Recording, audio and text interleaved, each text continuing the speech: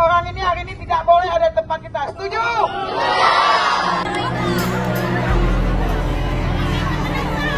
Jadi tujuan mereka kemana? Ya tinggal sini Indonesia dulu. Tinggal di Indonesia ya, bukan sementara waktu. Tapi tentunya sebelumnya sudah ada pengungsi yang tiba sejak akhir 2022 dan juga awal 2023 yang sudah berada di Aceh. Padahal menurut saya belum pengungsi. Mereka belum diverifikasi oleh UNHCR.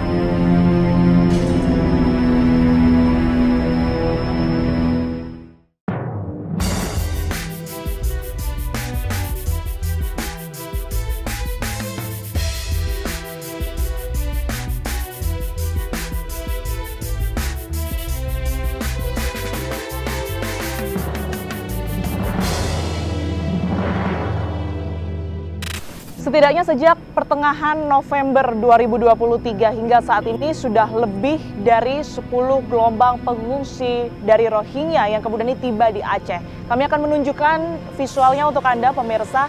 Ini merupakan situasi di mana kedatangan dari pengungsi Rohingya yang informasinya datang dari Bangladesh begitu. Kemudian tidak berjalan mulus, tentunya mendapat sejumlah respon dari warga setempat, termasuk ada penolakan dari beberapa warga di sana. Seperti salah satunya di Sabang, ini sempat terjadi unjuk rasa penolakan warga Rohingya yang mendarat di Aceh, yang dimana warga ini tidak setuju bahwa aparat ataupun juga pemerintah setempat menampung para pengungsi dari Rohingya di Aceh karena menurut mereka ada sejumlah perilaku yang mengganggu ataupun juga meresahkan warga sekitar. Hasilnya pasti bertele-tele, tapi kita komitmen orang ini hari ini tidak boleh ada di tempat kita. Setuju? Permasalahan Rohingya masih belum selesai, pemirsa. Yang terakhir kita tahu akhir November 2023 sampai saat ini gelombang pengungsi Rohingya ini datang ke Indonesia melalui jalur laut. Terdapat 3 titik setidaknya di Aceh, salah satunya adalah di Pidi, tempat di mana saya mengabarkan saat ini. Dan gejolak penolakan warga Aceh atas kedatangan etnis Rohingya ini juga santer terdengar, termasuk juga bagaimana kemudian nasib mereka yang hingga saat ini masih belum mendapatkan tempat pengungsian secara pasti. Apa yang sebenarnya terjadi? Saya Tiara Hara, pemirsa, ikuti penelusuran Tim Fakta.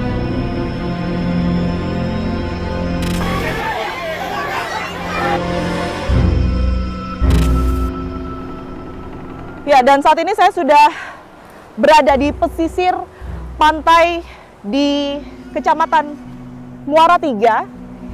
Anda bisa lihat di depan saya persis saat ini adalah salah satu kapal kayu yang kemudian ini digunakan oleh etnis Rohingya untuk datang ke Indonesia melalui jalur laut.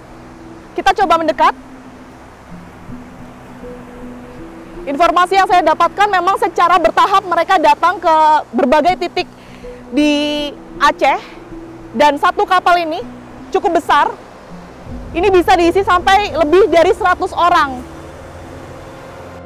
Ya, nanti kita akan coba mendekat untuk melihat karena saya lihat dari sini juga ada ruang di dalamnya. Sekalipun juga cukup besar kapal ini untuk menampung 100 orang, ini tentu sangat sempit begitu. Terlebih informasi yang kami terima, mereka berada di lautan menuju dari Bangladesh ke Aceh, Indonesia ini sekitar kurang lebih 20 hari. Kita akan coba lihat secara lebih dekat. Oke, luar biasa. Cukup besar. Inilah yang kemudian digunakan mereka ya, berlabuh dari Bangladesh menuju ke Aceh. Saya tadi melihat ada cara atau ada tali untuk bisa dinaiki menuju ke atas kapal, tapi di balik kapal ini saya tidak sendiri, pemirsa.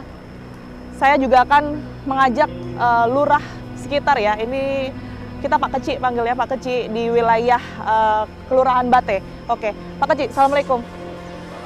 Makasih banyak Pak waktunya. Kita coba cari tahu ya Pak ya. Ini soal kapal yang ada di sebelah kita ini, boleh sambil jalan Pak Keci? Iya. Kalau dari informasi yang diterima Pak Keci, ini sudah mereka datang ini kapan Pak? Seminggu yang ke belakang. Sudah 1 minggu ya? Ya, 1 minggu. Mereka ini kan mendaratnya malam, sekitar pukul 1 langsung. Oke, dini hari berarti ya? Ya, dini hari ya. Ada informasi Pak, atau mungkin Pak Kecil lihat langsung berapa orang yang turun dari perahu ini, kapal ini? Yang turun Dari perahu ini semua orang turun, tapi mereka ini berjalan kaki. Berjalan kaki ke lebih kurang 3 kilo mereka jalan. 3 kilo, 3 kilo dari sini. Ya. Oh jadi mereka nggak sempet bermalam di sini atau enggak. buka Langsung tenda jalan. di sini kayak di lokasi lain ya Pak ya? Enggak. Oh, oke. Kita coba cari cara untuk naik ya Pak ya, biar bisa tahu juga di atas di dalamnya ini seperti apa sebenarnya perahu ini. Lewat ini ya, apa namanya? Tali ini nggak apa ya? Oke, ini saya coba naik. Ada satu tali di sini yang mungkin bisa dipakai untuk bisa naik ke kapal ya. Agak susah sebenarnya.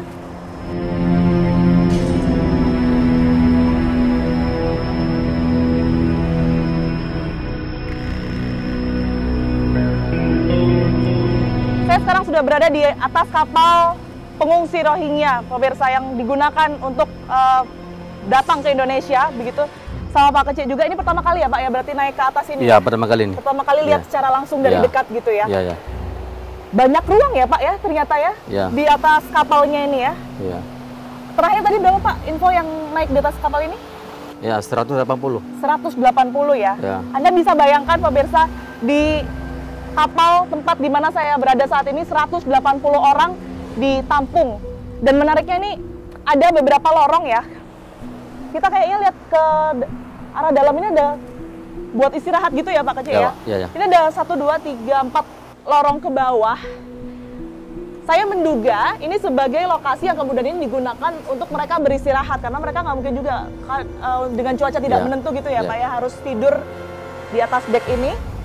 Dan di sini masih ada barang-barang pemirsa. Ini ada beberapa baju yang masih tersisa atau tertinggal di dalam sini.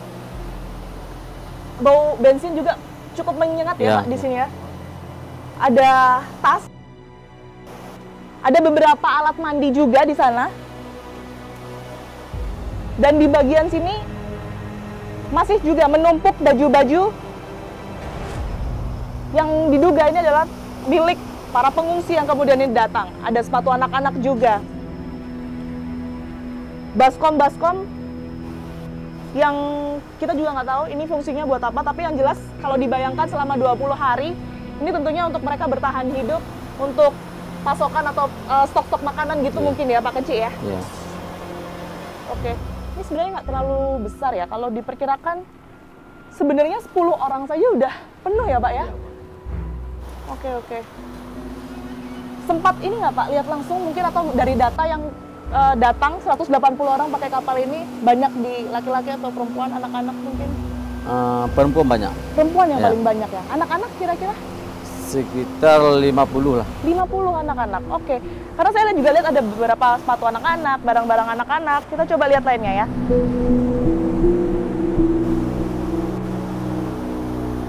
Oke, yang di sini kosong sih. Ini cuma ada semacam botol atau galon air mineral. Tapi kayaknya difungsikannya untuk semacam kayak minyak ya Pak ya, bahan bakar gitu. Ada terpal juga, kurang lebih sama di sekitar ini. Mereka tidak sempat bermalam di sini dan langsung dialihkan ya Pak ke lokasi pengungsian. Yang pertama kali ditemui mereka setelah sampai mendarat di sini, ini Warga saya. warganya Pak? Ya, ketua. Oh, ceritanya maksudnya mereka lagi ada di sekitaran pantai atau gimana Pak? Mereka melihat, mereka pikir kerbau. Mereka pikir kerbau? Iya. Oke. Itu sekitar jam berapa ingat Pak? Sekitar jam 1. Jam 1. Jadi mereka datang kan jam 1. Ya. Terus habis itu warga lihat keberadaan mereka ini sekitar Jam-jam 2 lah. jam 2. Kurun waktunya 1 jam ya Pak ya? Dikira kerbau, terus ternyata sempat didatangi ya? Iya. Ke arah kapal ini? Iya. Setelah itu mereka itu mau ke tempat saya tuh, ke rumah saya. Jadi mau datangkan Pak Kecik. Jadi kan ada warga Rohingya yang terdampar di pesisir laut kita. Jadi mereka berjalan kaki sekitar 3 kilo katanya. Yang benar. Setelah itu saya mau memanggil anak-anak muda saya, 10 orang tuh mau ngecek langsung ke lapangan. ngecek langsung ke sini berarti ya? Ternyata benar. Mereka tuh anak-anak banyak-banyak. Waktu itu tahu langsung kalau mereka ini dari Rohingya Pak? Apanya? langsung tahu kalau mereka ini dari Rohingya? Ya. Atau sempat berdialog mungkin sama Enggak. salah satu dari pengungsi? Enggak. Tahu dari mana kalau mereka dari Rohingya? Kan mereka ini kan udah 3 kali datang ke sini. Kita kan juga tahu juga orang-orangnya bukan orang kita. Tuh. Terus setelah dapat laporan warga, itu berarti laporan itu terjadi juga dini hari ya Pak ya? Semuanya ya? Dini hari. Pak Kecil langsung ngecek di sini dini hari itu juga? Ya, langsung. Apa yang setelah itu dilakukan setelah melihat ratusan orang turun mungkin ya dari kapal besar ini? Ya mereka kan tidak ada yang bisa berbahasa Indonesia, cuma 1 orang aja tuh, namanya Abdul Hamid. Nah, itulah mereka. Abdul Hamid? Iya, Oke. itu yang bisa bahasa Indonesia. Oke. Satu apa yang sempat dikatakan oleh Abdul Hamid ini? Ini mereka kan katanya mau mendarat sebentar katanya. Ya, setelah itu mereka balik lagi karena mereka kapalnya udah bocor. Oh bocor. Nah, Oke. Jadi tujuan mereka kemana? Sempat dibilang nggak Pak? Mereka mau kemana, terus pada akhirnya mereka harus ke Indonesia dulu, kenapa? enggak. Enggak gitu ya. Satu orang yang berbahasa Indonesia ini sempat tahu nggak Pak Keci? Maksudnya memang orang Myanmar atau orang Bangladesh yang bisa berbahasa Indonesia atau seperti apa? Orang Bangladesh. Orang Bangladesh? Ya. Dan Mereka- pernah ke Indonesia? Belum pernah dia. Dia kan pernah bekerja di Malaysia katanya. Mungkin saya lanjut mau lihat ini ya, Ya. yang ada di dalam ini. Ini sebenarnya ruangannya cukup kecil. Kita coba masuk ya.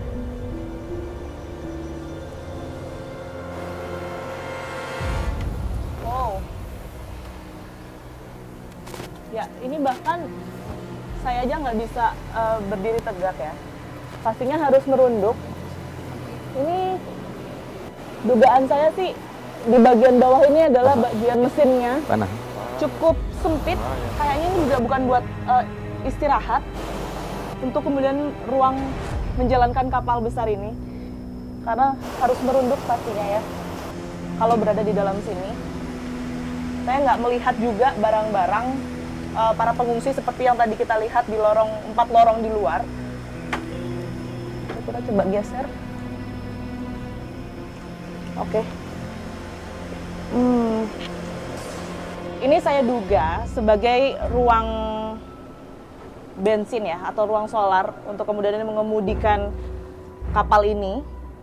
Tapi juga bisa difungsikan sebagai tempat istirahat. Kalau kita melihat dari ujung, sekalipun di kapal ini terlihat besar ya, dari ujung ke ujung ini memang tidak banyak space yang bisa digunakan, apalagi kalau itu untuk 180 orang. Saya akan menggambarkan kepada Anda pemirsa, ini sangat sempit ya ruangnya untuk dari tempat saya duduk ke atas, jadi memang harus merunduk, dan lebarnya pun tidak terlalu signifikan. Ini saya coba untuk merentangkan tangan ya, dan hanya kurang lebih 1 meter yang bisa difungsikan untuk mereka beristirahat di sini.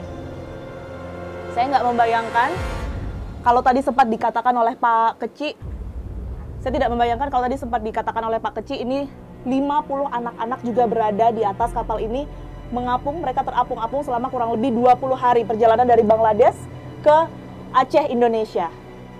Oke, ini saya sudah sampai di tempat teratas yang ada di kapal ini ya. Kayaknya kalau cuaca yang mendukung, nggak hujan, mereka akan menggunakan tempat ini juga untuk beristirahat.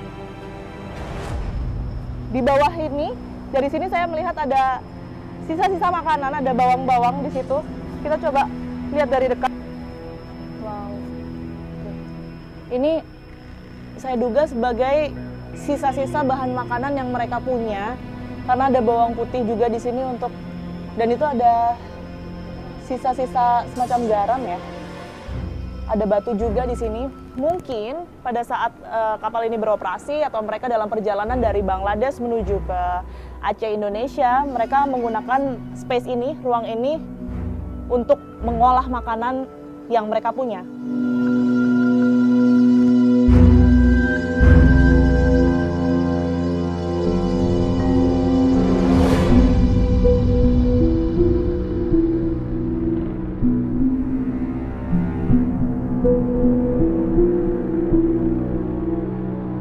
Ternyata lumayan banget ya Pak ya. Cukup sempit kalau kita bayangkan 180 orang ini harus ada di atas selama berhari-hari.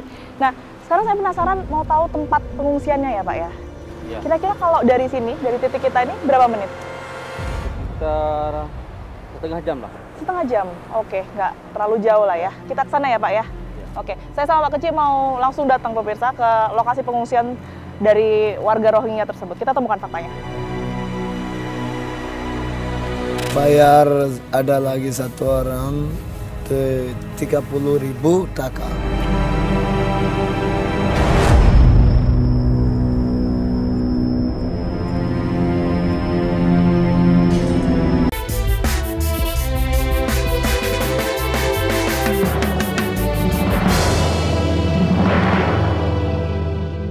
Orang ini hari ini tidak boleh ada di tempat kita. Setuju?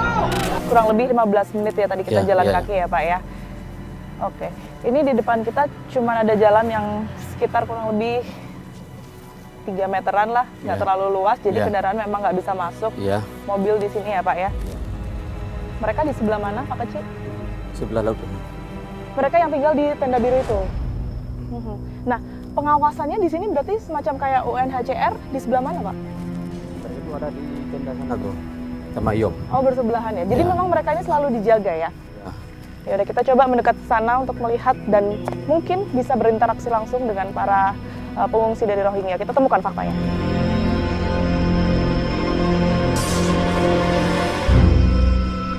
Kita harus nyebrang ke sana dulu. Ini Bang.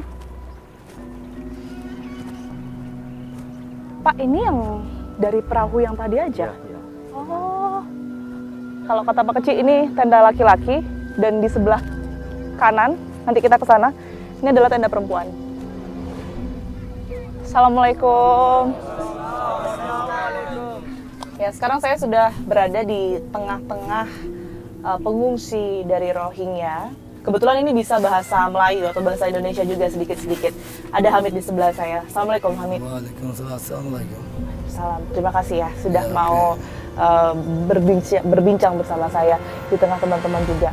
Hamid sendiri di sini sudah berapa lama di Aceh? 8 hari. 8 hari, kurang lebih 1 minggu ya, berarti sampai Ya, sini. sini itu sampai sini duduk Bang. Masuk sini lebih 1 bulan. Itu. Perjalanannya berapa lama? Jalanannya itu 27 27 hari. hari. Oh, hampir 1 bulan artinya Ya, ya. habis lagi 1. Oke, Hamid berarti sama teman-teman yang lain ini hampir 1 bulan dan sudah ada di Indonesia kurang lebih 7 hari, 7-8 hari ya. Berapa orang satu kapal? Itu 181. Kita orang sudah lari itu besar toke itu. Apa itu? Bos. Bos? Nah, Bos maksudnya gimana ya? itu ambil Oh, yang semacam nahkoda yang bawa kapalnya. Lari gimana? Kemana? Dia lari masuk Indonesia. Ke Indonesia. Iya. Oh, jadi sebentar. Berangkatnya berarti dari Bangladesh. Iya. Berangkat dari Bangladesh. Duduk Bangladesh. Yang nunjukin arah di mana Indonesia siapa? Indonesia. Dia orang sana tak boleh duduk Bangladesh. Kita orang ada orang gaduh lagi nanti masuk sini suka dia orang masuk Indonesia. Kalau duduk Indonesia lah kalau ada orang semua Muslim. Oh. Dia itu ingat dia masuk. Jadi ada 1 orang yang pernah ke Indonesia. Iya. Terus minta Hamid dan juga teman-teman lainnya ini untuk ke Indonesia juga. Indonesia juga. Oke. Dia Sama, tak ada lain tempat orang. Tapi ini orang Bangladesh ya, 1 orang ini ya. Mana? 1 orang yang nganterin teman-teman ini orang Bangladesh yang pernah ke Indonesia. Tak. Semua Rohingya. Rohingya. Oke. Sepanjang perjalanan selama 27 hari tadi Hamid ya, Iya. yang bawa kapal, yang mengendarai itu orang yang ngasih tahu itu tadi. Ada. Maksudnya yang mengantarkan Hamid ke sini, yang bawa kapalnya, Dia tak tahu. Dia, itu sekarang di mana? dia sekarang mana saya tak tahu. Saya mau mastiin lagi kapalnya Hamid sama teman-teman yang lain, ini kan yang di ujung sana ya? Betul ya? Iya. Yang isinya tadi katanya 180. Iya. Informasinya bensinnya, engine-nya ya? Injil merusak. Hamid pergi ke Indonesia Iya. dari Bangladesh waktu itu. Bayar berapa? Bayar ada lagi 1 orang 30.000 taka. 30.000 taka. Ada lagi Sesuai dengan- 80.000 taka. Jadi per orang beda-beda ya? Ya beda-beda itu saja lah. Ada lagi 100.000 taka. Ada lagi 10.000 taka. Artinya ada biaya atau uang yang dikeluarkan untuk pergi ke Indonesia. Itu dibayarkannya ke siapa? Itu kayak itu. Bosnya sama nggak sama yang nakoda? Sama. Oke, dengan orang yang sama. Ada info nggak itu uangnya untuk apa selain perjalanan? Dia bagi beras, dia bagi minyak, dia bagi itu Untuk kebutuhan selama di dia atas. dia semua kumpul ambil uang, dia semua cari-cari ambil but, ambil minyak, ambil beras. Dari ambil- uang yang dibayarkan. ini bayar semua ambil, itu orang punya makan juga. Sebenarnya saya pengen tahu juga ya, alasan Hamid, istri, dan juga teman-teman lainnya ini Ada datang ke Indonesia. Indonesia. Ini untuk sementara waktu, atau memang mau tinggal di Indonesia? Ya tinggal sini Indonesia dulu, jangan orang-orang pergi Indonesia ada kayak. Jadi memang tinggal di Indonesia ya, Iya. bukan sementara lain. waktu? Bukan lain. Kalau itu tinggal masuk duduk Indonesia, orang anak-anak duduk itu sekolah, nanti baru nanti itu ada UN. Kalau mana-mana tempat pindah, UN tahu. Kita orang tak tahu.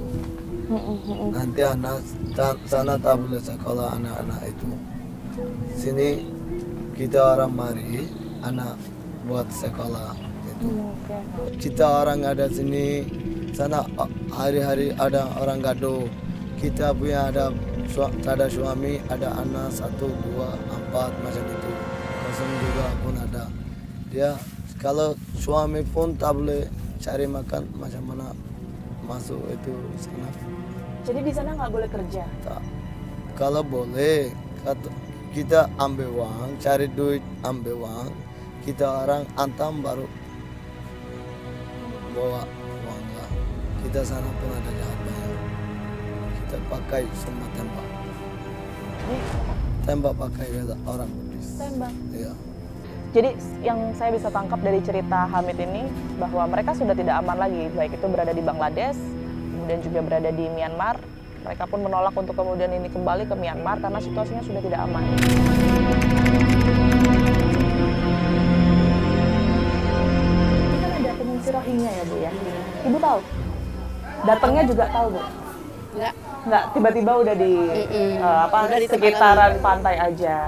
Sebenarnya kalau warga sini nerima nggak sih Bu?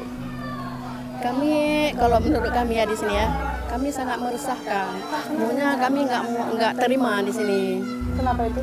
Karena meresahkan masyarakat. Sebaiknya bawa aja ke tempat lain. Jadi warga sini sebagian nggak setuju. Oke.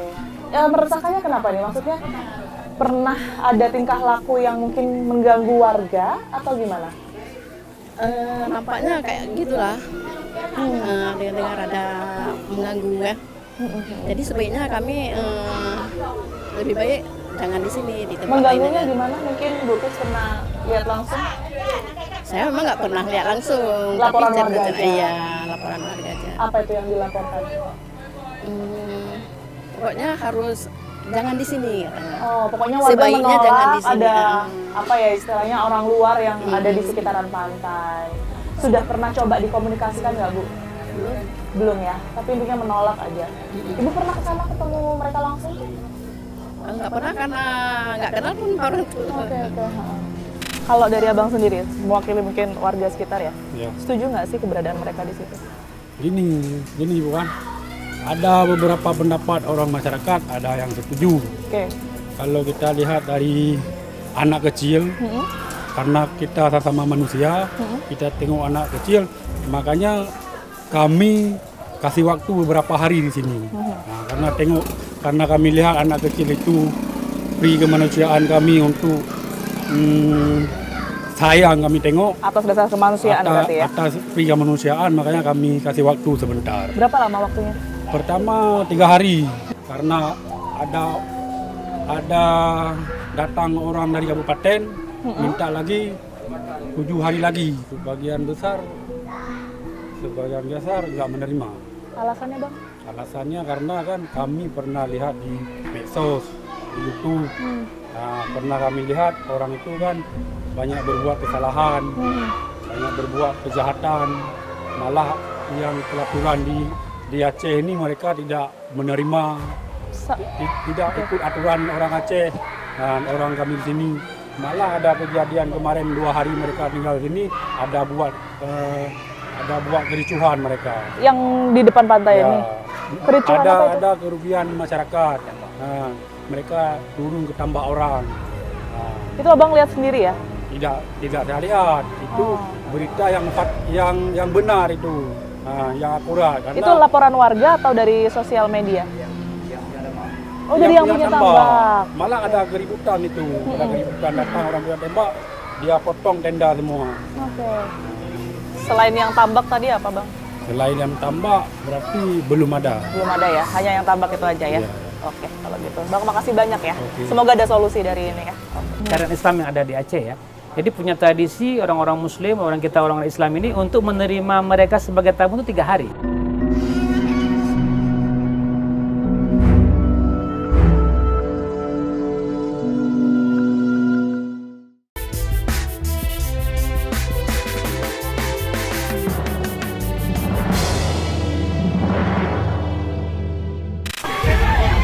Orang ini hari ini tidak boleh ada tempat kita. Setuju? Saya juga akan meminta pandangan kepada Sekjen Panglima Laut. Panglima Laut ini adalah lembaga adat di Aceh yang kemudian salah satu tugasnya ini juga untuk pengamanan laut di sekitaran Aceh ya.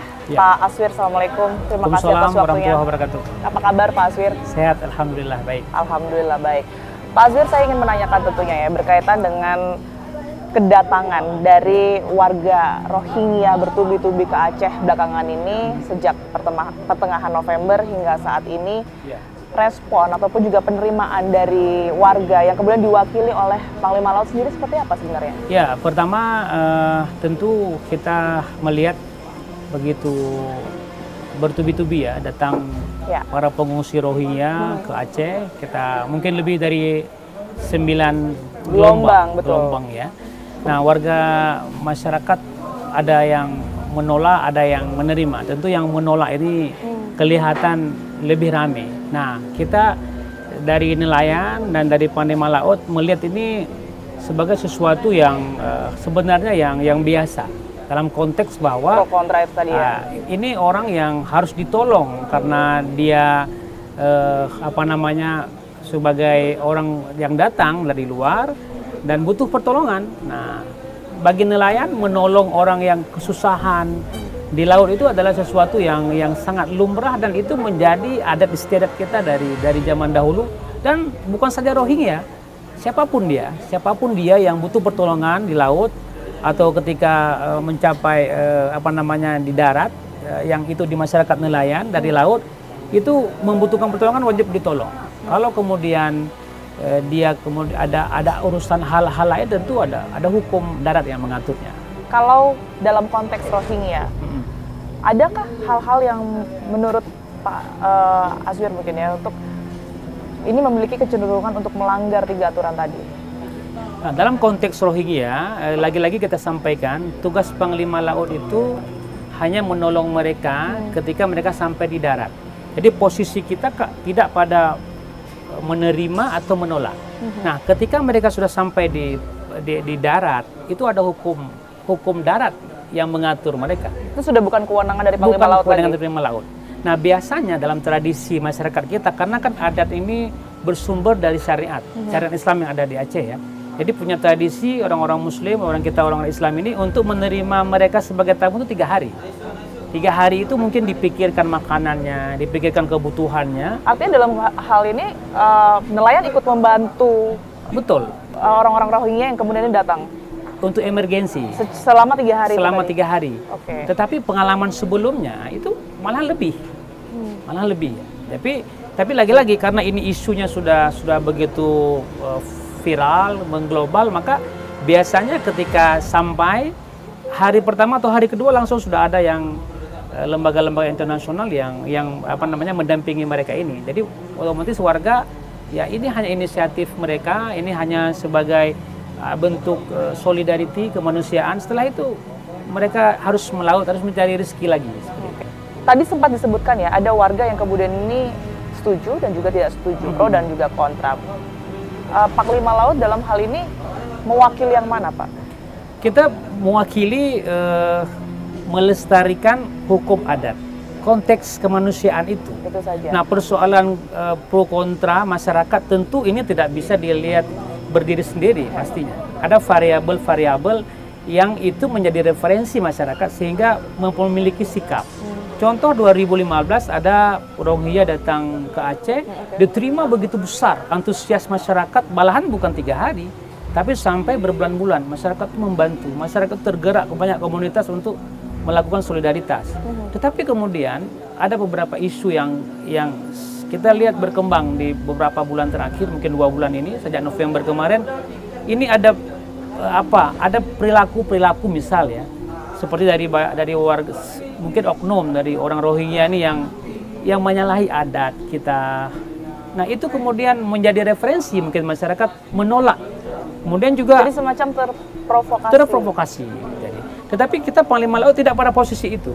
Mungkin bagian mana yang kemudian ini pro dan juga kontra antara warga di Aceh ini? Daerah-daerahnya mungkin? Ini menyeluruh ya. Yang terakhir setelah 8 sampai 9 gelombang ini di awal Desember kemarin, sepertinya mayoritas kalau kita melihat medsos itu menolak.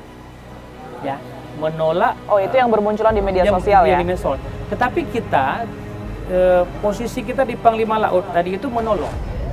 Soal warga kemudian memiliki pandangan tertentu atau terprovokasi tadi oleh ujaran kebencian di media sosial, ada geopolitik global misalnya yang dikaitkan dengan isu Palestina dan sebagainya, tentu ini bukan domain kita. Tapi kita bisa merasakan bahwa masyarakat ini dia kalau masyarakat nelayan ini, maaf saya sampaikan, kondisi ekonominya tidak baik-baik saja. Jadi walaupun dia sulit di laut, pergi belum tentu dapat ikan, tapi ketika dia di depan mata dia melihat orang harus dia tolong, dia wajib menolongnya itu. Tapi kemudian dia tidak bisa berlama-lama. Pada misalnya orang Rohingya yang sudah datang, dia besok harus pergi melaut lagi. Karena sering sekali Panglima Laut itu tidak diapresiasi. Jadi ketika dia sudah menolong, membawa ke darat atau di darat sudah ditolong 2-3 hari, kemudian itu diambil oleh otoritas yang ada di darat, tapi Panglima Laut ini pergi lagi melaut. Kembali melaut ya. Kita harapkan ada solusi. Betul, ada solusi yang sesegera mungkin. Baik, Pak Eswar, terima kasih banyak atas terima kasih waktunya. Terima kasih banyak. Kita temukan fakta selanjutnya. Padahal menurut saya belum pengungsi. Mereka belum diverifikasi oleh UNHCR.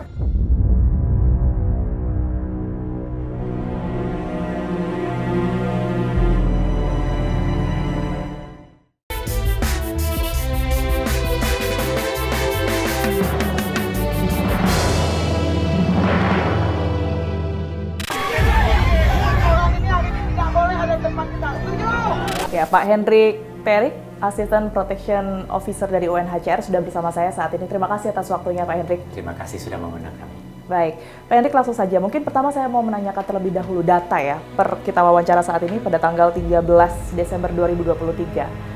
Pengungsi Rohingya yang kemudian ini sudah berada atau datang ke Indonesia ini sudah berapa datanya? Ya, jadi kalau kita berbicara tentang Aceh, dalam waktu 3-4 minggu terakhir, kalau kita hitung mulai dari sejak 14 November, itu catatan UNHCR itu sudah ada 9 pendaratan. 9 pendaratan di Aceh dengan jumlah sekitar 1.500. Sampai hari ini ya? Ya, itu jumlah yang tiba dalam periode 3-4 minggu terakhir. Tapi tentunya sebelumnya sudah ada pengungsi yang tiba sejak akhir 2022 dan juga awal 2023 yang sudah berada di Aceh, sekitar 179. Jadi kalau kita bicara total saat ini, jumlah pengungsi yang berada di Aceh itu sekitar 1.700 pengungsi Rohingya ya. Yang di Aceh? Yang ada di Aceh saat ini. Oke. Kalau yang tersebar di lokasi lainnya di Indonesia, secara keseluruhan ada berapa? Secara statistik, berdasarkan laporan UNHCR sekitar bulan November, itu tercatat sekitar 11.800 pengungsi yang terdaftar di UNHCR Indonesia. Mereka datang dari sekitar 50-an lebih negara dan juga berada di berbagai daerah di Indonesia. Saya ingin meminta tanggapan juga ya dari pihak UNHCR, karena kita ketahui ada beberapa dari mereka yang memang sudah mengatakan bahwa mereka ingin tinggal di Indonesia saja. Artinya Indonesia ini bukan negara transit, tapi memang negara tujuan mereka. Akhirnya mereka tidak ingin dipindahkan baik itu melalui program apapun termasuk negara ketiga. Solusi atau tanggapan dari pihak UNHCR? Memang semua orang pasti punya harapannya, apalagi kalau kita berbicara tentang pengungsi Rohingya. Kita bisa bayangkan mereka sudah hidup dari lahir saja sudah orang tidak punya kewarganegaraan. Ada yang kemudian pindah ke Bangladesh. Satu-satunya dokumen yang mereka miliki pun kadang-kadang hanya dokumen UNHCR. Tentunya mereka sebagai manusia punya kerinduan juga untuk bagaimana bisa hidup dengan lebih baik, anaknya bisa sekolah. Mereka manusia, pasti mereka punya impian, punya harapan. Mungkin mereka datang, mereka melihat bahwa mungkin Indonesia adalah tempat baik. Tentunya Indonesia kan punya aturan-aturan. Ya, kita akan merujuk kembali ke aturan-aturan di Indonesia, apakah memungkinkan untuk hal itu. Seperti saya sampaikan, untuk saat ini belum kita ketahui ada aturan yang bisa membolehkan seorang pengungsi atau pencari suaka itu beralih status menjadi penduduk tetap atau penduduk sementara. Jadi itu kita kembali mengacu pada regulasi saja yang ada di sini. Nah, itu tentunya kita perlu sampaikan kepada pengungsi, memberikan pemahaman tentang bagaimana mekanisme perlindungan yang ada di Indonesia, apa yang mungkin, apa yang tidak mungkin, dan sebagainya. Itu peran UNHCR dan juga lembaga-lembaga lain untuk senantiasa mengingatkan pengungsi tentang hal-hal berkaitan dengan kehidupan mereka saat mereka berada di negara suaka. Ya, Prof. Hikmahanto Juwana, pakar hukum internasional, terima kasih sudah meluangkan waktu di sela-sela kesibukan, Prof. Sama-sama. Oke, Prof, langsung saja saya ingin membahas mengenai Rohingya yang saat ini kita ketahui ya, ini bahkan minggu per minggu terus berdatangan. Totalnya, data dari UNHCR ini sudah 1.500 yang kemudian ini sudah sampai di Aceh. Sekalipun itu sudah berpencar ke sejumlah bagian ya, daerah yang kemudian ada di Aceh. Nah, pertanyaannya, ketika mereka berpotensi untuk datang lagi, lebih banyak datanya dari yang 1.500 itu tadi. Indonesia terus menerima, UNHCR masih terus menyuarakan untuk menerima atas dasar kemanusiaan begitu, Prof. Ancaman untuk Indonesia apa? Wah, ancamannya banyak sekali ya. Pertama adalah ketika mereka datang berkonflik dengan masyarakat setempat. Seperti yang awal terjadi ya? Awal yang terjadi di Aceh, bahkan di Aceh itu masyarakatnya membawa mereka taruh di kantor gubernur. Saya khawatir bahwa tindakan masyarakat yang menghakimi mereka nih, main hakim sendiri begitu, itu kan memberikan kesan bahwa Indonesia ini seolah-olah tidak mau lihat dari sisi kemanusiaan. Tapi hak dari warga tersebut juga, warga kita, hak untuk tidak mau menerima. Nah, di sini pemerintah harus melihat masalah ini. Kedua, ketika mereka masuk di penampungan, jangan dikira mereka akan stay di penampungan. Kalau misalnya kita lihat di Bangladesh ada tempat penampungan, mungkin tempatnya secluded. Mereka tidak bisa kemudian berinteraksi dengan masyarakat di sekitar. Ini mereka bisa keluar dari penampungan itu. Akhirnya apa? Cari pekerjaan, melakukan tindakan kriminal. Apakah ini tidak menjadi permasalahan bagi Indonesia? Sementara kita disuruh sama UNHCR pikirkan masalah kemanusiaan. Ancaman untuk secara internasionalnya bagi Indonesia bagaimana? Banyak mengatakan jangan sampai nanti Indonesia kita dianggap sebagai tidak menghormati hak asasi manusia, kemanusiaan. Pertanyaan saya, apakah negara-negara maju yang zaman dulu mengatakan bahwa kita terima pengungsi, kita harus lihat dari kemanusiaan? Mereka yang menandatangani konvensi. Mereka yang menandatangani konvensi pengungsi. Sekarang apa tindakan mereka? Saya ambil contoh misalnya Australia. Kalau ada kapal-kapal yang kira-kira akan masuk wilayah mereka, itu diintercept sebelum mereka masuk ke laut teritori Australia, didorong mundur. Sehingga ketika didorong mundur itu ya mereka nggak salah sih, orang belum masuk wilayah mereka. Ya. Tapi kan ini akal-akalan. Didorongnya kemana? Indonesia. Jadi kita ini menjadi pusat yang katanya orang itu adalah pengungsi. Padahal menurut saya belum pengungsi, karena apa? Mereka belum diverifikasi oleh UNHCR. Kalau UNHCR mengatakan bahwa ini sedang proses verifikasi, apakah itu artinya mereka layak atau diizinkan tinggal di sini sementara? Sementara sekarang, ini masih terus berproses. Ya, sekarang masalahnya kalau misalnya UNHCR melakukan proses itu dan butuh waktu yang lama, mereka nggak cuma sehari 2 hari, ini setahunan, 2 tahunan, karena mereka juga harus mengecek catatan kriminal dari yang bersangkutan. Sehingga ketika mereka disalurkan ke negara ketiga yang mau menerima, itu mereka harus bersih dari masalah-masalah kriminal, terorisme, dan lain sebagainya. Kan butuh waktu lama. Maka saya katakan, daripada berdebat kayak gitu, lebih baik pemerintah bilang, UNHCR terima kasih, sekarang saya minta besok kamu tutupkan. Dan kita terus terang tidak akan bisa dikritik oleh negara-negara kampiun hak asasi manusia. Kenapa? Karena mereka pun melakukan hal yang sama, bahkan lebih jahat daripada kita. Dari fakta yang kami temukan di lapangan, kehidupan yang aman dan kelanjutan pendidikan bagi anak-anak inilah yang diinginkan oleh pengungsi Rohingya dengan kedatangan mereka di Indonesia. Mereka pun menggantungkan seluruh kebutuhan hidupnya dengan bantuan dari UNHCR. Pro dan kontra masyarakat ini masih terus terjadi khususnya di Aceh. Saksikan terus fakta pada hari Senin pukul 20 waktu Indonesia Barat hanya di TV One.